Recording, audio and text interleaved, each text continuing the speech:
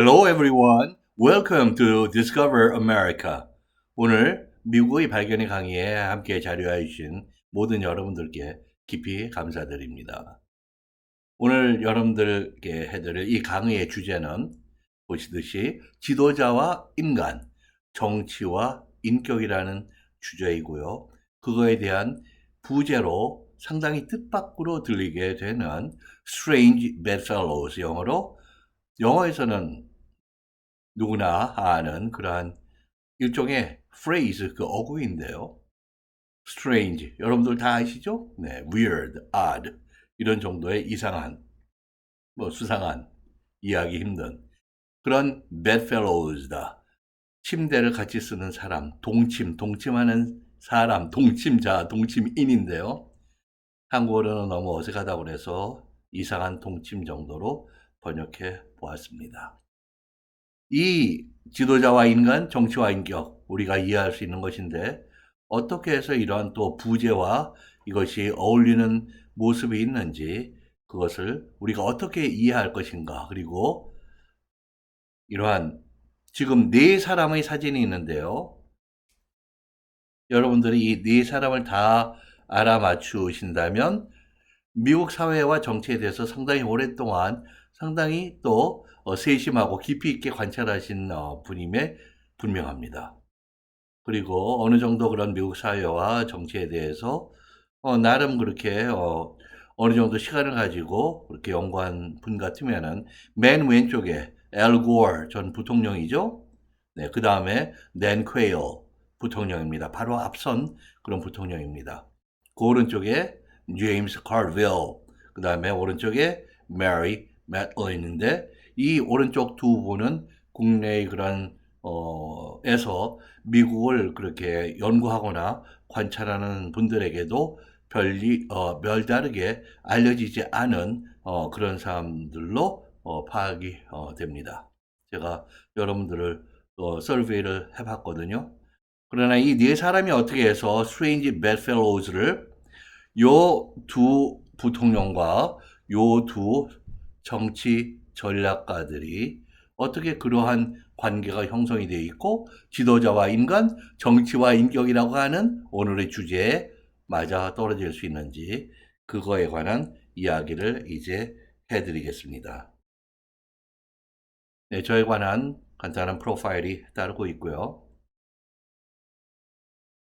네, 미국 부통령이었던 그 엘 고어와 댄 퀘일, 이 짝 하나의 페어에 관해서 이야기를 먼저 시작해 보도록 하겠습니다. 그리고 나서 제임스와 메리의 이야기, Strange Bedfellows다. 엘 고어는 우리의 기억을 되돌이켜 보면은 미국의 45대 부통령, 1993년에서부터 8년간 두 번의 임기를 빌 클린턴 대통령의 부통령으로 했던 분이죠. 아주 전형적인 그런 진보 민주당 부통령이었는데요. 클린턴 대통령도 상당히 젊은 그런 대통령이었는데, 당선이 될 때 엘 고어 역시 젊은 부통령이었습니다. 특히 기후와 환경 문제에 관한 저서이자 또 다큐멘터리 필름으로 나왔던 An Inconvenient Truth, 아주 불편한 어떠한 진실인데요. 이 on이 붙어 있는 것은 어학적으로 설명을 드리자면은, truth는 기본적으로 거의 대부분의 경우 그 앞에 어나 지금은 inconvenient e가 모음이기 때문에 on이 붙어 있는 것이죠. 네. 여기 on이 붙어 있는 것은 truth가 불편해 사람들이 그렇게 해결하고 머리 맞대고 고민을 하고 문제 해결책을 내고 또 실천에 옮겨야 되는데, 그러나 그것을 알게 되고 깨달은 그 진실이 어떠한 사항이 하나가 불편한 것이 있다. 그것이 기후변화와 우리의 그 환경입니다. 그래서 어떤 특정한 사항 하나를 이야기할 때의 on이 앞에 붙어 있는 그런 경우입니다. 2006년에 이 책으로, 그리고 엘 고어 부통령일 때 또 그 이후에 꾸준히 세계의 기후 문제, 환경 문제에 관해서 열정적으로 일을 했던 분이죠. 그러한 활동이 인정을 받아서 이 책이 나온 그리고 다큐멘터리 그 필름이 나온 다음 해에 2007년에 노벨상 피스 프라이즈 그 평화상을 받게 되는 것이죠. 그리고 여러분들 기후에 관해서 세계적인 협정 중에 중요한 그런 그 랜드마크의 그런 협정이 있었는데요. 1997년에 기어로 프로토콜이라고 하는 국내에서는 교토 기후 협약이나 교토 의정서 정도로 번역을 하고 있는 것 같습니다. 이 협정에도 전 세계의 많은 국가들이 참여할 수 있도록 열심히 열정적으로 그 활동을 했던 그런 부통령입니다. 여기 그 엘고의 저서 그리고 그 저서가 다큐멘터리 필름으로 나온 그러한 모습인데요.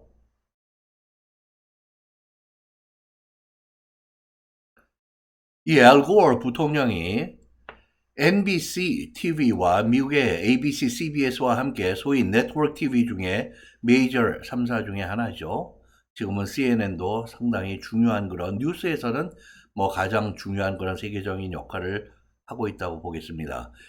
1999년에 대통령 임기 두 번째 중에 Meet the Press라는 그런 정치 인터뷰의 그 프로그램에 와서 그 인터뷰어인 팀 러셀트라고 상당히 유명한 그리고 날카로운 질문을 그렇게 주저없이 던져서 초대대원 인터뷰이 그 인터뷰되는 사람들에게 곤혹스럽고 힘들게 하는 것으로 정평이 있었던 미국 정치 그 카멘테리를 하는 그 정치 카멘테이터 그런 논평가이자 저널리스트 아마 세 분, 다섯 분 중에 한 분은 분명합니다. 이 팀 러셀트의 질문인데요. 이 엘고에게 가장 가까운 그 칼리그, 그 동료나 또는 아주 클로스 그 프렌드는 누구냐? 라고 했더니 바로 전임 그 부통령이었던 댄 퀘일이었다고 이야기를 합니다. 사람들에게 상당히 뜻밖에 다가올 그러한 대답이었는데요. 당연히 팀 러셀트가 또 물어봅니다. 반대 정당의 부통령이고 라이벌 중에 당신이 진짜 라이벌인데 그 이유가 무엇이죠? 그랬더니 엘고가 그분의 댄 퀘일의 정치적인 그런 소신이나 철학은 나와 대단히 다른 거의 정반대의 그런 사람이지만은 그 사람은 그 보수적인 가치관과 공화당적인 정책관을 정말로 믿는 그리고 그거에 대해서 충실하게 행동하는 그런 사람이다. 즉 거기에 그런 어떤 충성심이 있는 로열티를 가진 그런 분이기 때문에 자기는 그 사람을 가깝게 하고 존경을 한다. 그런 이야기를 하더라고요. 그러면 두 사람이 그러면 정치적인 그런 서로가 가진 그 호감 동의하지 않더라도 그 외에도 또 두 사람이 친하게 같이 하는 그런 활동이나 그런 게 있냐고 그러니까 네. 이 두 사람 다 부통령 이거나 이었던 분인데요. 이 그 국가 그 운동하는 그런 주변에 짐들이 있죠. 네, 워싱턴 DC니까 상당히 많은 그런 시설이 있는데 이 두 사람이 종종 그 짐에서 같이 운동도 하고 같이 원언원 그 농구도 하고 그러는 아주 가까운 그런 사이였다고 얘기합니다. 이 NBC에서 이 대답과 유사하게 그러한 발언을 이 엘 고어 이 부통령이 또 다른 그런 TV인 CNN 정치 뉴스의 그런 TV인데요. 세계적인 이제는 그런 자체 네트워크이죠. 거기에 레리 킹 라이브라는 그러한 생중계하는 그런 실시간 인터뷰에 나가서도 유사한 그런 표현을 한 바가 있습니다. 그러니까 이 두 사람의 관계가 얼마나 인티메크 친밀하고 서로 리스펙트하는 그런 관계인지는 우리가 알 수가 있죠. 네. 엘 고어가 그렇게 가깝다고 했던 자기의 그 칼리그 그 동료 댄 퀘일 부통령인데요. 그 전임 44대 부통령이고, 이분은 나중에 그 9/11과 그 여파가 미국을 휩쓸었던 그런 시절에 조지 W. 부시의 아버지 대통령 조지 H.W. Herbert Walker 부시 대통령의 부통령이었습니다. 이분은 아까 말씀드린 대로 상당히 그렇게 충실한 리퍼블리컨 공화당의 인물이었는데요. 이분의 그 저서, 이분이 임기를 마치자마자 쓴 책이 Standing Firm, firm, 확실한, 확고한, 그렇게 어떤 소신 있게 자기 의견을 지키고 그러한 거기에 책임을 다하는 그런 모습의 표현이죠. 이 Standing Firm이라는 책의 여기 지금 사진 커버인데요.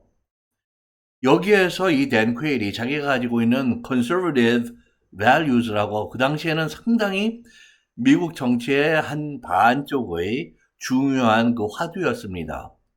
무엇이 정말 참다운 그런 보수적인 그런 가치관인가, 그것이 또 어떤 그런 정치적으로 리퍼블리커니즘, 공화당의 그런 정치 철학으로 구현될 것인가를 상당히 활발한 그런 논의를 하고 있던 때에 이 책이 나온 것이죠. 그래서 자기의 그런 개인적인 작은 그런 autobiographical 그런 자서전적인 그런 자기의 그런 출생에서부터 성장, 커리어에 관한 이야기가 있고, 그리고 국내 그리고 국제 정치에서 어떻게 자기는 그런 보수적인 가치관을 리퍼블리컨 그런 politics 정치로 구현할 것인가를 소개하는 그러한 책입니다. 여기에서 책의 제목 그대로 상당히 그런 자기는 믿음과 거기에 대한 확고한 그 신념을 가지고 있고, 그것을 구현하는 것을 정치적인 그런 역할이자 자기의 소명으로 실천을 한 그런 분이죠. 아쉽게도 의학적인 그 신체적인 어떤 병으로 인해서 정치에서 머지않아 그렇게 곧 은퇴를 한 그러한 분인데요. 이 두 사람 서로가 걸맞을 수 없는 두 사람이 그렇게 친한, 서로가 존중하는 그런 사이로 이렇게 정치 생활을 같은 그런 시대에 그렇게 함께 친구처럼 했다고 하는 그러한 두 친구도 strange bedfellows. 그런데 이번에는 남녀입니다. 제임스 카빌, 1944. 다 비슷한 나이대의 사람들이죠. 이분은 민주당 전략가입니다. 상당히 당연히 전략가인 만큼 민주당의 그런 정책이나 그런 것에 대해서 누구보다도 잘 알고 있고, 국민들이나 그런 여론에 대한 그런 굉장히 그 섬세하고도 즉각적인 그러한 냄새를 맡는 그러한 분인데요. 그래서 그런 strategist, 그런 전략을 짜고 컨설팅을 해주는 컨설턴트로 활약을 했던 빌 클린턴 대통령을 재선시키고, 또 다른 민주당 대통령 후보들도 그렇게 컨설팅을 하고 애드바이스를 하고, 외국의 23개국의 정치 지도자들에게도 애드바이저 또는 컨설턴트의 역할을 했던 거의 글로벌한 그런 정치 전략 그런 분입니다. 그런데 이분과 동시적으로 또 활동한 분이 메리 맥린이라고 있는데요. 이 메리는 제임스보다는 9살 아래인데, 물론 미국에서 생활하다 보면 이런 것은 사실 누가 몇 살인지 그런 거 거의 물어보지도 않습니다. 오랫동안 같이 활동을 하면서도. 그러나 9살 아래의 이제 두 사람이 부부 인연을 맺게 됩니다. 이분은 또 남편이 될 제임스와 달리 리퍼블리컨이에요. 공화당이 아주 열성적인 그러한 전략가입니다. 두 사람의 직업은 그러니까 같은 것이죠.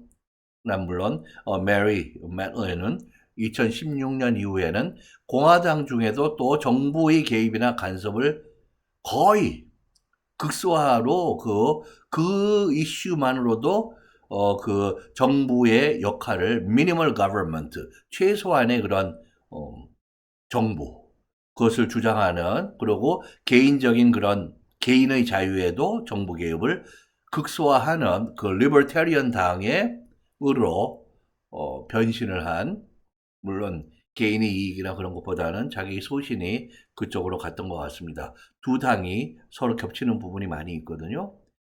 이 메리는 라널드 레이건 대통령과 두 부시 아버지, 아들, 공화당을 대통령 후보를 그렇게 애드바이즈를 하거나 당선을 시킨 그런 전략가입니다. 대단한 그런 분이죠. 이 사진을 보시면은 이 두 사람이 1993년에 결혼해서 지금은 큰 성인이 된 그 두 딸과 함께 뉴올린스 지역에서 행복하게 살고 있는 것으로 알려져 있습니다.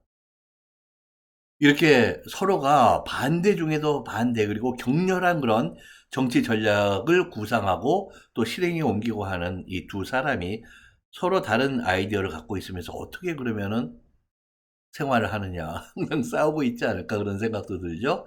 근데 이 두 사람 나름대로 원칙이 있습니다. 첫 번째로 No political talk at home. 집에서는 정치적인 이야기 절대 안 한다는 거예요. 그리고 두 번째는 debate 또는 contend. 서로 토론하고 격론하고 싸우고 하는데 fiercely out of home.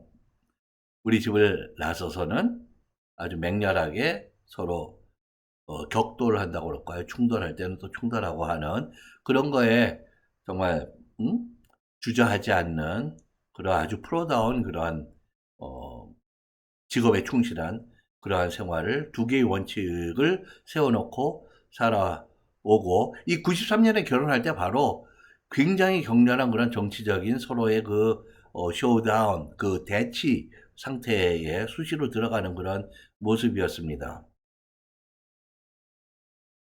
그래서 이 두 사람이 주도했던 양당의 그 거대 양정당의 선거 전략을 그 충돌을 전쟁에 비유해서 이 The War Room 전쟁 상황실이랄지 그 지휘 관리하는 룸이죠. 네. 전략실이랄지 그러한 두 사람의 서로 대립되고 충돌하고 그렇게 열기가 뿜어 넘치는 그러한 그 선거 전의 전략실의 모습을 이렇게 제목으로 한 이게 다큐멘터리가 그 당시에 그렇게 바로 굉장히 발빠르게 제작이 되어서 미국 사람들만 상당수가 이것을 본 것으로 알고 있습니다. 실제로 이 칼빌하고 메리 맥러인이 여기에도 출연을 했던 여기 지금 커버에 이렇게 제임스 칼빌이 나와 있는 그런 모습인데요.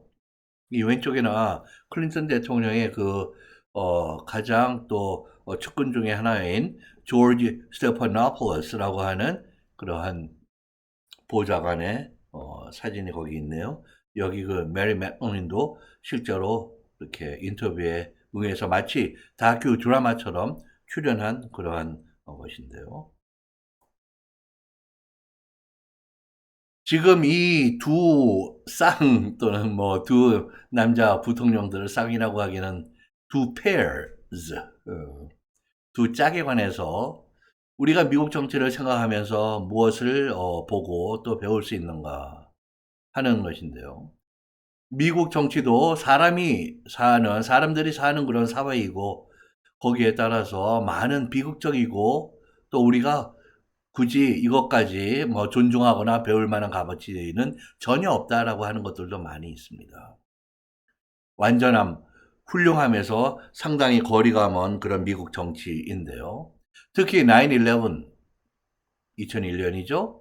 그리고 그 이후로 2017년 1월부터 대통령에 재임한 한 임기 그 다널드 트럼프의 충격.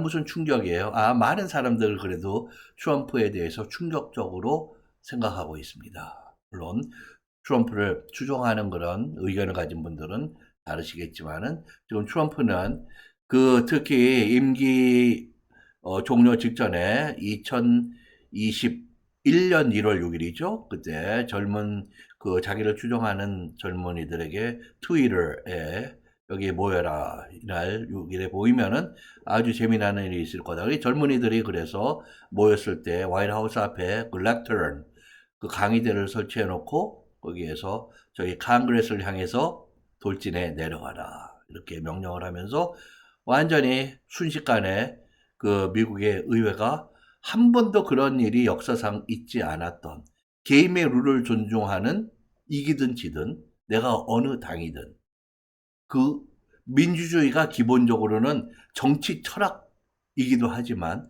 정치의 하나의 프로시저, 절차, 과정, 방식이기도 합니다.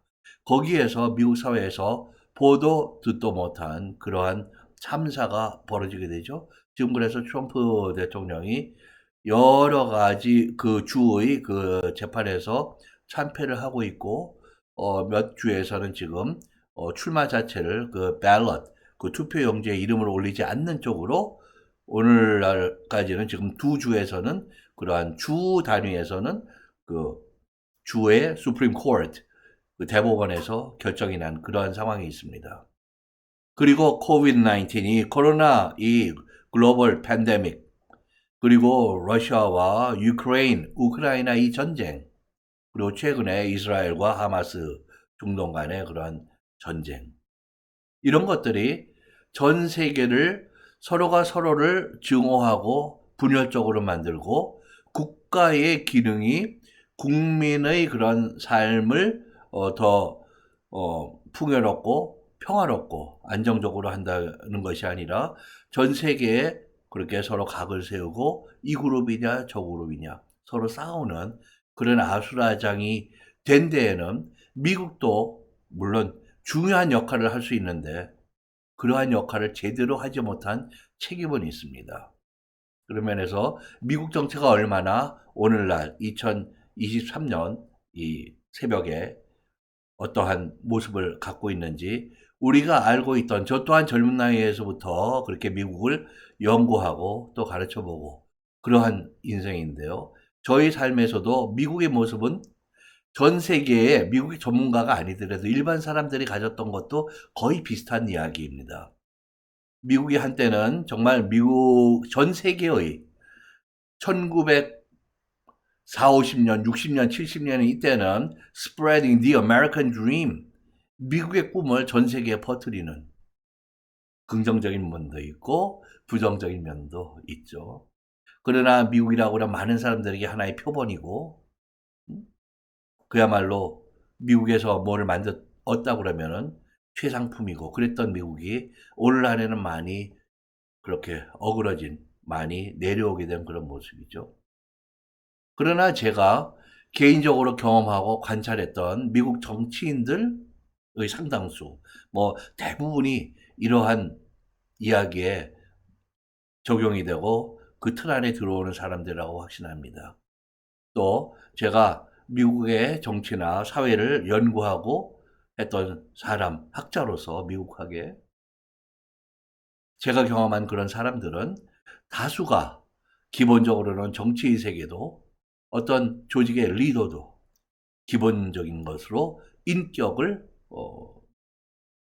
가장 중요한 그런 요소로 꼽고 거기에 맞춰서 어떤 가치관, 규범, 그리고 거기에 따라서 행동한다는 것. 그리고 이렇게 양 정당의 선거철이 되면 아주 격렬한 그런 토론이 벌어지고 때로는 거의 뭐 상대방을 무시하는 듯한 그런 표현들도 많이 보게 됩니다. 그러나 이분들이 기본적으로는 상대의 다름, 상대에 대한 인간적인, 인격적인, 저 사람이 인간 쓰레기야, 그렇게까지는 생각지 않아요.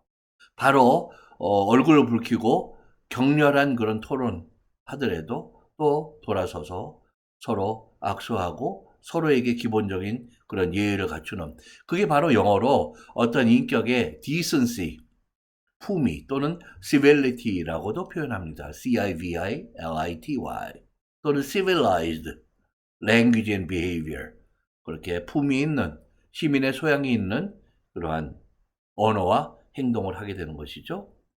그래서 대통령이 되고 지도자가 된다는 것은 우리가 그 사람들이 성인이 되기를, 성인을 선출하는 그러한 과정이나 절차나 의미가 있는 것은 전혀 아닙니다.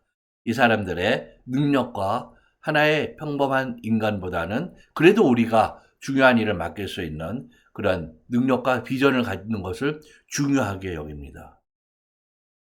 그러나 그것보다도 더욱 중요한 것은 기본적인 어떤 인간됨, 나와 생각이 달라도 당신은 그래도 훌륭한 인간이야. 함부로 행동하지는 않는다. 의견과 사상은 달라도 인간과 인격은 상대방을 존중한다는 것. 그리고 권력과 부와 명예, 대통령의 아니면 어떤 직위에 당선이 되고 또는 패배하고 하는 그것보다도 더 중요한 가치를 갖는 것이 바로 인격과 그런 인간성이라고 하는 것이죠.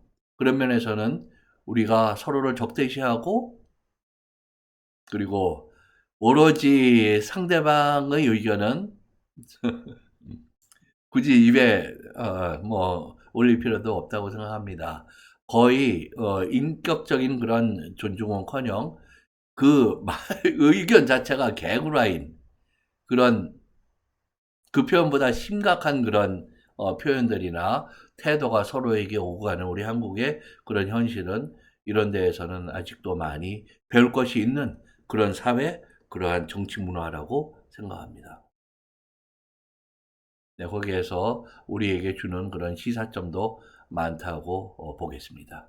자, 오늘 강의 함께 자리해 주시고 시청해 주셔서 감사합니다. 다음 강의에서 또 뵙기를 소망하고요.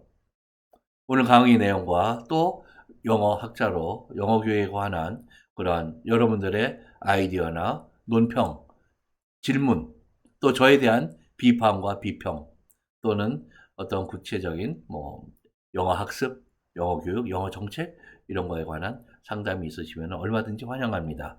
그리고 제가 강의에 또 요청을 해주시면 그 주제로 강의를 해드리도록 하겠습니다. 오늘 강의 다시 한번 감사드리고요. 다음 기회에 다시 뵙겠습니다.